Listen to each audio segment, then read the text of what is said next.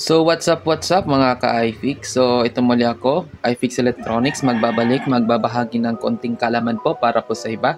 So dito mga ka-iFix ay i-introduce ko sa inyo yung aking oscilloscope. Sa mga video ko mga ka-iFix, nakikita niyo yung oscilloscope ko. So ito ay introduce ko at itatakol ko dito yung mga function ng gamit ng oscilloscope, yung malaking function ng oscilloscope sa aking pagre-repair. So first, gusto ko ipakilala sa iyo yung aking oscilloscope na Hantek DS02D15. Okay mga ka-iFix. So dito mga ka-iFix, ang ating oscilloscope, mukha lang po siyang mahirap gamitin pero napakadali pong gamitin ng oscilloscope. Basta naiintindihan lang po natin yung waveform, yung kanyang amplitude at time. Madali lang po natin itong maintindihan ng madali lang po natin magamit ang ating oscilloscope. Okay. So dito mga ka-iFix, introduce ko lang. Kung makapansin nyo dito, marami pong mga knob. Ito mga ka-iFix, ang knob na ito ay nagko-control po siya sa volts per division. Ano pa po yung tinatawag na volts per division? Yan po yung laki ng ating or taas ng ating signal or yung amplitude ng ating signal. Pag ipihit po natin ng clockwise, yan. Wait. Pag-pihit natin ng clockwise, lalaki po yung ating signal. Pag ipihit naman natin ng counterclockwise, yan, lumiliit po yung ating signal. Ang gamit po nito mga ka-iFix ay para po natin ma-zoom at ma-view ng maayos ang ating particular na signal. Okay. So dito naman mga ka-iFix, meron din tinatawag na time per division. Ano po ba yung time per division? Ang time per division mga ka-iFix, yan po yung lapad naman ng ating signal or yun po yung tinatawag natin na time ng panibagong signal. Yan. Pag nag-oscillate po yung ating signal, bagong setup signal, yan po yung tinatawag natin na time. Yan po, time per division. Yan po yung tinatawag natin na time per division. Pag pihitin po natin yung time per division mga ka-iFix, mapapansin natin na lumalapad po yung ating signal. Yan po, lumalapad po siya. So dito mga ka-iFix, gusto ko ipa-emphasize yung volt per division. Yan po yung amplitude or taas ng ating signal. Yung ating time per division naman, yan naman po yung ating lapad ng ating signal. So itong dalawang ito ay malaki pong gamit sa view, yung pag-zoom out, pag-zoom in ng ating signal para po nating makita o ma-fit po dito sa ating screen. So dito mga ka-iFix, kahit naman na hindi natin gamay o master yung pagpihit-pihit dito, kahit yung basic lang, meron naman ditong tinatawag na auto set. Yung auto set mga ka-iFix ay ginagamit po sa pangmadali ang pagsiset ng ating signal para ma-view po natin. Okay. So first, ano po ba yung oscilloscope? Yung oscilloscope mga ka-iFix, tinetest po niya yung ating mga signal. Alam naman po natin mga ka-iFix na hindi po natin kaya mag-test ng signal gamit lamang ng ordinaryong multimeter or voltmeter. Yung test lang po natin sa voltmeter is yung voltage. Wala po yung time, yung cycle po natin, wala po. For example, mag-test po tayo ng AC signal. Kung mag-test po tayo sa ating mga outlet, hindi po natin makikita yung waveform.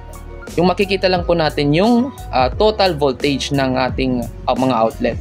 So dito mga ka-iFix, makikita po natin yung sinusoidal wave ng linalabas ng ating mga outlet. Kumbaga, yung ating oscilloscope, yan po yung ating magiging mata.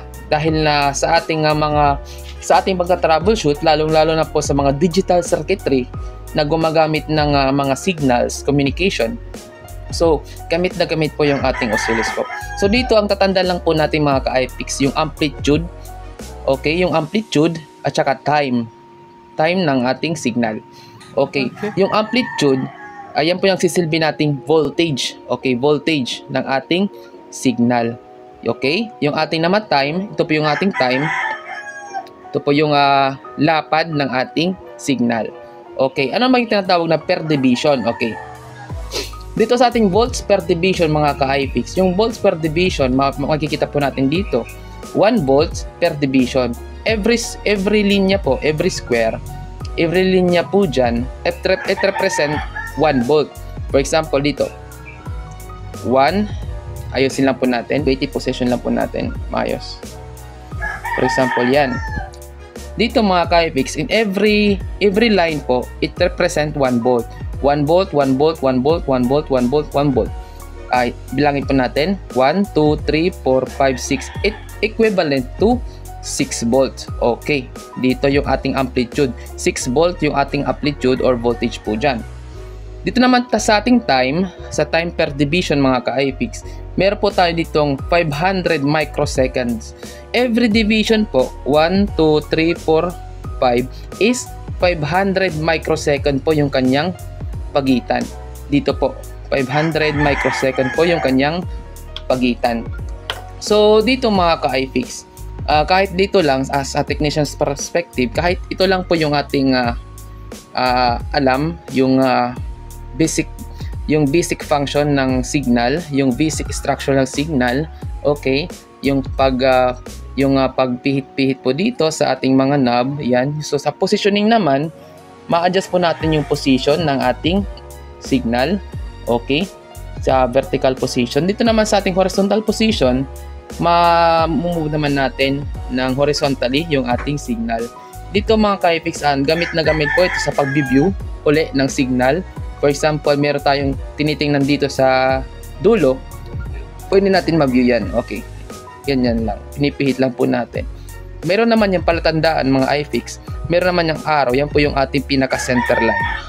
Yan po yung center line natin at hindi po tayo mawawala sa horizontal. Dito naman sa ating vertical, ito po yung ating pinaka-center line, yung sa time. Okay, so dito mga ka-IFIX, kung gusto natin ma-view yung whole parameter, yung frequency, yung period, yung peak to peak, okay, dito po natin makikita sa ating measures. Okay, dito sa ating measure, meron po tayong 1 kHz frequency. Yan, yung ating signal po ay naglalabas po siya ng 1 kHz. Yan, okay. Dito naman sa duty cycle natin is may 50%, positive and negative, 50%. Okay, yung peak to peak naman natin is 5 volts. Okay, dito 5 volts po siya. Dito mga ka-IFIX, gusto ko rin ma-emphasize natin, if we talk about signal, it talks about frequency. Okay mga ka-IFIX. Dapat, dito dapat natin alam yung mga coupling po. If we're going to test a signal, we are going to make our coupling into AC. Yan. Pag magte-test naman po tayo ng DC, kung meron bang mga peak yung ating tinetest na power supply, kung good ba yung fertilization ng ating power supply, lilipat lang po natin yung ating coupling sa DC. Yan. Since na AC naman po yung ating tinetest, so i-move po natin sa AC. Okay mga ka-IFIX, move lang po natin. Okay, dito naman mga ka-IFIX sa probe, special probe po ito. Okay, so dito mapapansin natin, meron po siyang times 10, meron din times 1.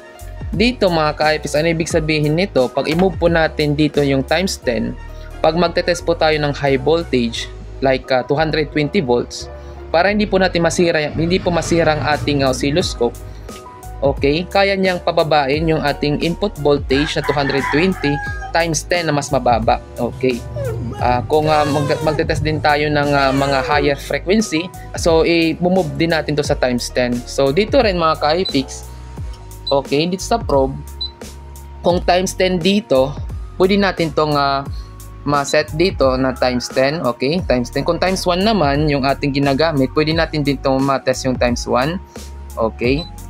Dito mga ka-IFIX, pag magte-test po tayo ng mga low frequency like 100 Hz, kahit times 1 lang po, yan, times 1 din po dito sa ating probe.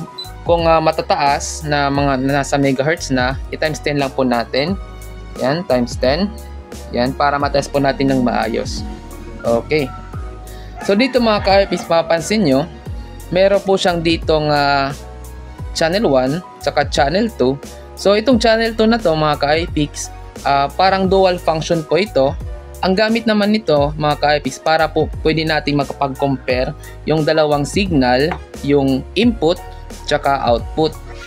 yung ibang gamit ng channel 2. So yun po, pwede natin ma-compare yung input tsaka output sa isang oscilloscope lang. Yung signal niya, yun, pwede natin magamit. So dito mga ka-iFix, okay, kahit i-off natin dito. Easy lang naman na gamitin yung oscilloscope basta alam naman po natin yung mga basic function. Sabi ko nga, yung signal, okay, dapat familiar lang po tayo. So dito mga ka-iFix, gamitin po natin yung internal signal generator ng ating oscilloscope. Dahil yung oscilloscope na to, meron po siyang signal generator. So dito po natin to ilalagay. Yung isang BNC dito, BNC connector, ay para po sa generator out or sa signal generator. Okay, so pwede natin test dito. So ayan, nagdi-display ng isang signal. Okay, try natin. Punta tayo sa sine wave. So yan po yung look ng isang sine wave po mga ka-iFix. For example mga ka-iFix, gusto nating mapalaki at ayaw natin magpihit-pihit po dyan, gaya sabi ko kanina, pwede natin i-auto set po. Pwede tayo mag-auto set. So yan. Okay, yan, pwede natin ma-auto set. Okay, wait lang, pababain lang natin ng konti. Yan. Yan. Kung gusto natin mapa-stable yan mga ka-iFix, need lang natin po na i-set yung ating trigger mode. Yan, i-set yung ating trigger mode. Yan, gusto natin i-set yung trigger mode para hindi po masyadong magalaw. So okay, sa pagsaset lang po yan sa triggering. Okay, so dito mga ka-iFix, ito po yung sinasabi kong sine wave. Okay, sine wave. Pag sa tester po, sa multimeter, sa AC, pag mag-test po tayo, voltage lang po yung matetest po natin. Hindi po natin makikita yung pagbaba, pagtaas ng ating signal or ating voltages. Okay, gamit na gamit din po ito mga ka-iFix sa paggagawa ng power supply para makita po natin yung mga spike. Yan, kung kailangan pa ba ng fertilization ng ating ginagawang AC to DC power supply, yung linear. Okay, so gamit na gamit din dito. So ayan, yung basic function lang mga ka-iFix, yung amplitude, yung taas. If we talk about amplitude, it is the voltage. Okay, dito naman sa horizontal, yan tinatawag naman na time. Okay mga ka-iFix, time. Yung time, yung pagitan po ng isang wave. Okay, yung bago siya sa panibagong cycle, yan po yung time ng ating wave. So dito mga ka-iFix, ito yung amplitude, di ba? Ito po yung ating amplitude, yung taas po, yan po yung amplitude. Ito po yung ating time. Yung ating period naman, yung ito mga ka-iFix, ito po yung ating period sa panibagong buo na signal. Yan po yung tinatawag natin na period. Yan. Yung wavelength naman natin, yung tinatawag na wavelength mga ka-iFix, yung distansya po ng dalawang wave. Yan po tinatawag ng wavelength. Yung tinatawag naman natin na peak to peak, yan po yung positive peak at saka negative peak. Tinatawag din na crest at trough. Yung positive peak yung crest, yung negative peak naman yung trough. Okay, kaya tinatawag po siya na peak to peak. Yan po yung difference between the positive peak tsaka negative peak, the crest and the trough. Okay, so yun lang po mga ka-iFix, yung mga basic function ng ating waveform. Yan po yung basic look ng ating waveform, sinusoidal. Yan po. So dito mga ka-iFix, baka makalimutan ko. Okay, pag magte-test po tayo ng signal, wag po natin kalimutan yung ground. Okay, yung probe po natin, meron po siyang special parang clip po dito. Yan, alligator clip. Yan po yung sa ground po. Okay, sa ground. Pag magte-test po tayo ng mga signal, lalagay lang po natin to sa chassis ground or body ground or ground ng isang particular na tinetest po natin. At ito naman po yung pinantutusok po natin dyan. Meron din dyang parang clip para hindi tayo mahirapan. Yan yung clip. Minuhook lang po yan. Kung gusto naman natin na parang probe lang, pantusok lang. So ito po. Kahit ito lang po yung tinatanggal lang naman po yan. Okay. I-review lang po natin yung mga basic po dito. Okay. Dito mga ka-iFix, ito yung mga pinipihit po. Yung volts per division sa channel 1, volts per division sa channel 2. Ito yung positioning ng vertical. Okay, para ma-view po natin. Dito naman po yung time per division, okay, sa lapad ng ating signal. Ito naman yung horizontal positioning, okay. Okay. So dito naman sa trigger mode, parang pag sa trigger mode naman o sa trigger level, pag yung ating signal ay malikot, ina-adjust lang po natin to para po maging stable lang po siya dyan. Okay, mga ka-iFix. So dito mga ka-iFix, marami pang function ng oscilloscope na to.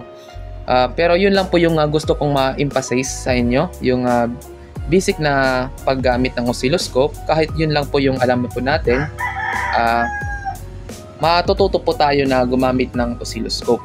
Kahit na yun lang mga ka-iFix, in the long run mga ka-iFix, madidiscover natin yung mga functions po dito sa oscilloscope natin. Lalo na pag sa save and recall, pwede natin ma-save yung waveform. Yan. Sa display, pwede natin ma-adjust yung ating display. Yan. Yung brightness ng ating display. Yan. Yung mga sa settings.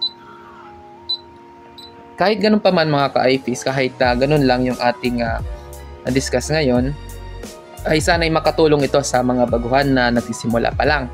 Okay. Dito rin mga ka-iFix, meron din tinatawag na single trigger mode. Okay, yung tinatawag na single trigger mode, ito. Yung tinatawag dito ng single trigger mode, pag makadetect po siya ng signal, kahit isang signal lang, automatic po na lumalabas po dito, matitrigger po natin. Alam naman po natin mga ka-iFix na merong particular na signal na isang labas lang, tapos magpo-protect yun. Yan po yung gamit ng single sequence po dito. Yan po yung yung gamit po. Okay. For example, naka-single sequence po tayo. Gamit tayo ng, for example, i-hook lang natin ng konti dito. Yan. Papansin nyo, kahit na hindi ko na steady yung pag-trigger yung sa ating probe, na-detect po ng ating oscilloscope at saka nag-stop po siya. Yan po. Pag makatrigger po siya ng kahit konting signal lang, yan po, makakapture niya po yung agad ng mabilisan. Okay. Ang gamit ng pinakagamit ng single sequence ay para mabilis po natin na makapture, okay, yung signal na pag lalong-lalo na sa mga LED TV, yung mga CCTV, pag nagpo-protect po siya, okay, kung gusto lang natin ma-check o meron lumalabas na square wave, pwede natin gamit yung single sequence. Okay, dito yung button po dito. Pwede natin magamit. Okay, dahil di ba pag nagpo-protect po yung ating level shifter, agad-agad nawawala yung ating signal. So, yan po yung gamit ng single sequence. Okay. So, yun lang mga ka-iFix. Sana nakapagbahagi ako ng konting kalaman po para sa iba. Okay? Hanggang sa sunod na video mga ka-iFix, pa-hit naman ng subscribe, like and share ng aking video para sa susunod na mga videos po natin ma-updated po kayo. Pahit na rin yung notification bell. Okay mga ka-iFix?